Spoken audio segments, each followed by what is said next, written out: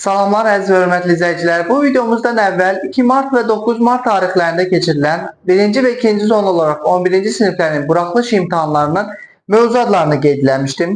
6 aprel tarixlərində də həmin mövzulardan imtahan testi tərtib olunacaq. Mütləq şəkildə həmin videonu izləməmişsinizsə aşağıda qeyd etdiyim linkə daxil olub izləyin. Daha sonra bu videoya keçərsiniz.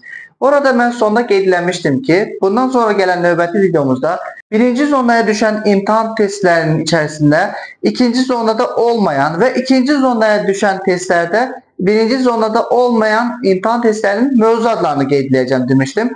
Bu videoda həmin mövzuatlarını qeyd edəcəm. Qeyd edelim ki, ümumilikdə 6 mövzumuz var ki, 1-ci zonada yer alır, 2-ci zonada həmin mövzudan imtahan sualı yoxdur. 2-ci zonada isə həmin mövzulara qarşılıq olaraq 6 fərqli mövzudan imtahan testləri tərtib olunmuşdur. Bundan sonra gələn videomuzda artıq həmin testlərin qarşılıqlı izahlarını göstərəcəm və sizlər o videonu izləyərək görəcəksiniz ki, 1-ci zonaya daha çətin düşüb, yoxsa 2-ci zonaya çətin düşüb. Bunu biz hər ikisini işləyərək bir yerdə analiz edəcəyik. Bu videomuzda sadəcə olaraq mövzu adlarını qeyd edirəm. Deməli, 2 mart tarixində keçirilən imtahanda 64 nömrəli misalımızda trigonometrik tənliklərə aid bir misal vardır. Hansı ki, 2-ci zonda trigonometrik tənliklərə aid sual yoxdur. 68 nömrəli misalımız natural ədədlərə aiddir. 70 nömrəli misalımız tənasüb. 72 vektorlar. Daha sonra 79 nömrəli misal açıq suallara aid olan statistikaya aid bir misaldır. Ədədi orta soruşurdu. Və 84 nömrəli misalımız Kater məsələsinə aiddir. İndi isə keçirəm 2-ci zonaya düşən və 1-ci zonada olmayan testlərin mövzu adlarını qeyd etməyə. 63 nömrəli misalımız həqiqi ədədlərə aid bir misaldır. İrəsional ədədlərin sayını soruşur. 65 nömrəli misalımız faizə aiddir. 70 nömrəli misalımız paralel köçürməyə aiddir. 71 nömrəli misalımız çox bucaqlılara aiddir. Növbəti 74 nömrəli misalımız həndəsənin əsas anlayışları və 76 nömrəli misalımız əsas trigonometrik eyniliklərə aid bir misaldır. Bunu mən ümumi şəkildə belə deyə bilərəm ki, burada verilən 64 nömrəli trigonometrik tənliklərə qarşılıq olaraq əsas trigonometrik eyniliklər salıblar. Baxmayaraq ki, bu da trigonometrik funksiyalara aiddir. Burada trigonometrik funksiyalara aid başqa bir misal var idi. Burada da həmçinin var. Bunlar bir-biri ilə qarşılıqlıdır və trigonometrik tənliklərə qarşılıq olaraq əsas trigonometrik eyniliklərdən sual salınıbdır.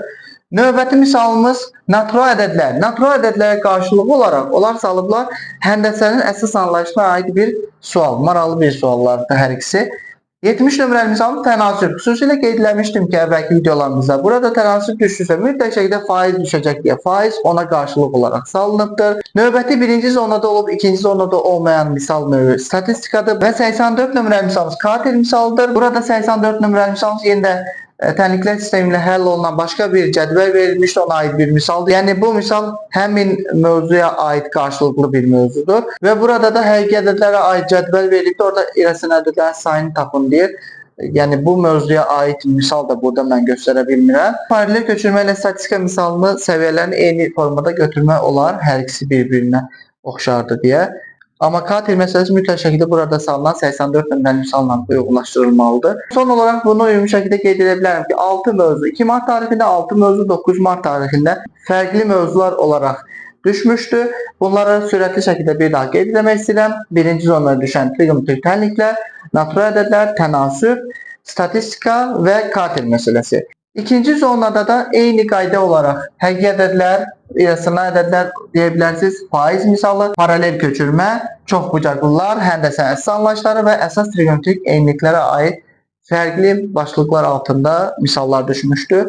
Qalan bütün mövzular eyni formada bir-biri ilə uyğunlaşır, uyğunlaşmayan bu mövzulardır.